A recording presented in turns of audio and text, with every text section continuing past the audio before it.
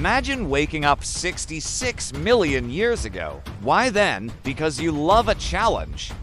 This is the grand finale of the Cretaceous Periodan era, where everything either wants to eat you or flatten you.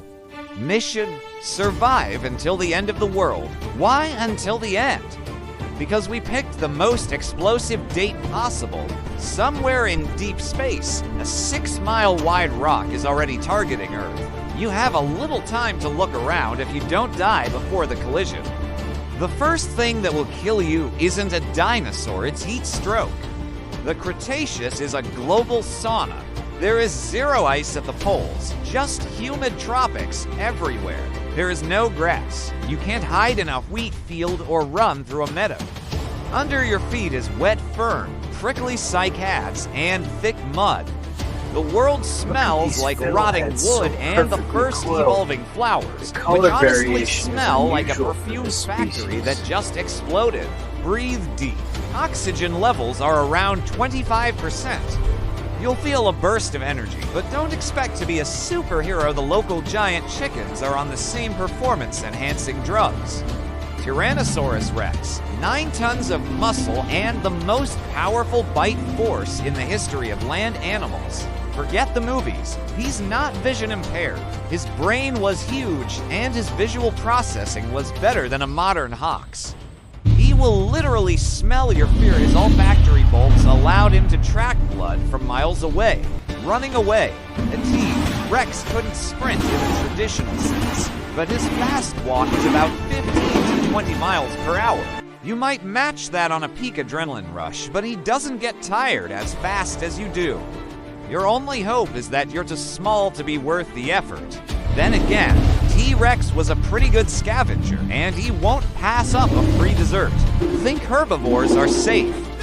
Triceratops is basically a 3-horned rhino on steroids with a bad attitude. And the Ankylosaurus. That's a living tank with a sledgehammer for a tail that will turn your shins into pate with one swing. And about the birds, meet the dromaeosaurids. You know them as raptors. They didn't hunt in packs of 50, but 2 or 3 are more than enough to disassemble you using the sickle-shaped claws on their feet. Think the sky is safer. Cessna-sized pterosaurs beg to differ.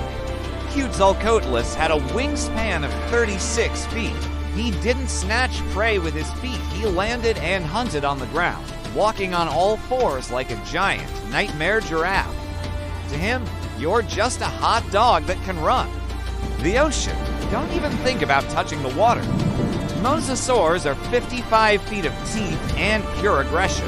They ate plesiosaurs, giant sharks, and even other mosasaurs. To them, you're just a light appetizer before the main course. It gets worse at night.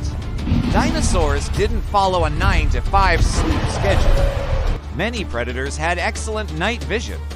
Plus, underfoot, mammals are scurrying our direct ancestors. They are small, bitey, and very active. The number one problem: your immune system. You brought viruses from the future, but the local bacteria have been waiting for fresh material for millions of years. Even if you aren't eaten, a simple scratch from an ancient fern could be fatal. The verdict: the Cretaceous is the greatest show in Earth's history, but it's much better to watch it on Discovery than to be part of the cast. Survival is impossible, but you can certainly die in a very spectacular way. Which dinosaur would have finished you off first? Let us know in the comments.